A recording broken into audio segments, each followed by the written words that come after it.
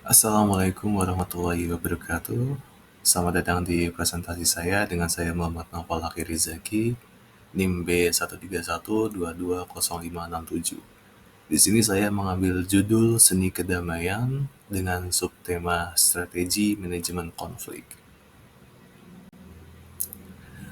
Yang pertama, pengenalan manajemen konflik merupakan langkah-langkah yang diambil para pelaku atau pihak ketiga dalam rangka mengarahkan perselisihan ke arah hasil tertentu yang mungkin atau tidak mungkin menghasilkan suatu akhir berupa penyelesaian konflik dan mungkin atau tidak mungkin menghasilkan ketenangan, hal positif, kreatif, bermufakat, atau agresif. Pengertian ini menurut Howard Ross tahun 1933. Berikutnya, pengenalan konflik yang terencana diperlukan untuk menyatukan pihak-pihak yang berbeda dari tujuan agar mereka dapat menemukan cara terbaik untuk mencapai tujuan mereka. Pengenalan konflik sangat penting untuk kelangsungan bisnis. Berikut adalah strategi mengatasi konflik. Ada 5. Yang pertama, kolaborasi. Kedua, ada kompromi. Kemudian penghindaran. Kemudian ada kompetisi, dan yang terakhir adalah akomodasi. Yang pertama, kolaborasi, metode di mana semua pihak bekerja sama untuk mencapai solusi yang adil bagi semua pihak. Kolaborasi melibatkan komunikasi, berbagi informasi, dan mencari solusi yang menguntungkan antara kedua belah pihak. Karena memperhatikan kebutuhan dan kepentingan semua pihak, kolaborasi biasanya menghasilkan hasil yang paling menguntungkan. Pendidikan dan pelatihan, ruang komunikasi yang terbuka, tim interdisipliner, dan solusi penyelesaian masalah adalah langkah-langkah untuk menerapkan strategi kolaborasi. Kemudian ada kompromi, melibatkan semua pihak yang membuat konsensi untuk mencapai kesepakatan bersama. Kompromi, tidak semua pihak selalu puas sepenuhnya. Kompromi tidak dapat dengan cepat menyelesaikan konflik dan mencegah eskalasi lebih lanjut. Langkah-langkah dalam menerapkan strategi kompromi adalah negosiasi formal, kemudian konsensi yang adil, dan mediasi dari pihak ketiga atau oleh pihak ketiga. Berikutnya adalah penghindaran. Strategi ketika individu memilih untuk mengabaikan konflik atau menghindari keterlibatan secara langsung. Hal ini bisa disebabkan oleh anggapan bahwa konflik tersebut tidak penting atau belum waktunya terselesaikan, atau karena tidak siap menghadapi konfrontasi.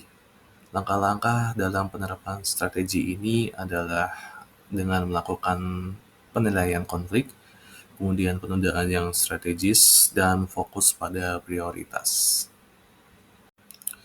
Baik, berikutnya adalah kompetisi strategi di mana seseorang berusaha memenangkan konflik tanpa memperhatikan kepentingan pihak lain. Di sini bersifat asertif dan tidak kooperatif, biasanya digunakan ketika harus mengambil keputusan yang cepat dan digunakan ketika seseorang memiliki otoritas dalam menetapkan keputusan. Jika penggunaan strategi ini terlalu berlebihan, maka hubungan antar individu akan sangat renggang dan merusak. Langkah-langkah dalam penerapan konflik dengan strategi kompetisi yaitu dengan penerapan pengambilan keputusan yang cepat, kemudian kepemimpinan yang tegas dan bertanggung jawab, kemudian adalah penghargaan berdasarkan prestasi. Kompetisi, seseorang harus bersedia mengalah atau mengorbankan kepentingan demi menjaga hubungan atau keharmonisan dalam kelompok.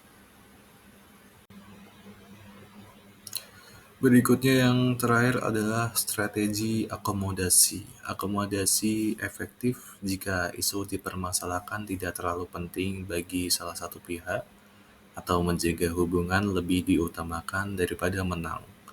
Jika digunakan terus-menerus, dapat menyebabkan kejernihan dan rasa tidak dihargai. Langkah-langkah penerapan strategi yaitu dengan melakukan penilaian situasi, pengorbanan yang tepat, dan membangun hubungan. Baik, di sini ada peta posisi strategi manajemen konflik. Di sini ada diagram asertif atau pengungkapan perasaan secara jujur. Kemudian ada kooperatif, yaitu mau membantu atau bekerja sama untuk mencapai tujuan bersama. Keduanya memiliki nilai yang bagus jika sama-sama berada di posisi high atau tinggi. Dan yang berada di posisi paling tinggi yaitu adalah kolaborasi. Saya akan jelaskan kolaborasi sebagai landasan keharmonisan tim. Strategi kolaborasi adalah yang paling efektif untuk membangun hubungan kerjasama yang harmonis. Kolaborasi mendorong partisipasi kepada semua pihak dalam menyelesaikan konflik secara adil melalui komunikasi terbuka, partisipasi aktif, dan pendekatan penyelesaian masalah. Strategi ini meningkatkan kepercayaan dan kerjasama dengan mempertimbangkan kepentingan masing-masing. Keharmonisan terjadi karena tidak ada pihak yang dirugikan dan solusi yang dicapai benar-benar disepakati bersama.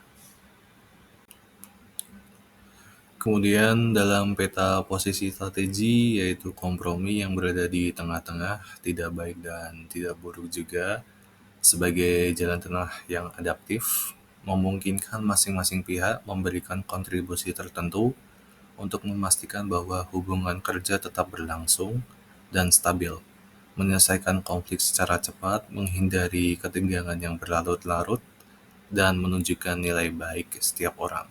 Strategi ini membantu mencapai keharmonisan. Kompromi mungkin tidak ideal untuk jangka panjang, namun sangat membantu untuk menjaga hubungan kerja tetap seimbang, terutama dalam kasus di mana konflik tidak dapat dihindari tetapi harus segera diselesaikan.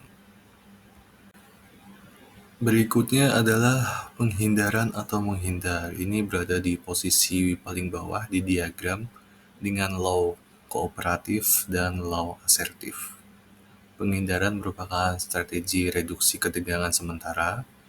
Strategi ini sering dianggap sebagai tindakan pasif, tetapi dalam jangka pendek, terutama ketika konflik masih emosional atau belum siap untuk menghadapi. Ketegangan dapat dikurangi untuk sementara waktu hingga keadaan menjadi lebih baik. Namun untuk mencapai kesejahteraan jangka panjang, strategi ini harus diikuti dengan penyelesaian yang lebih aktif.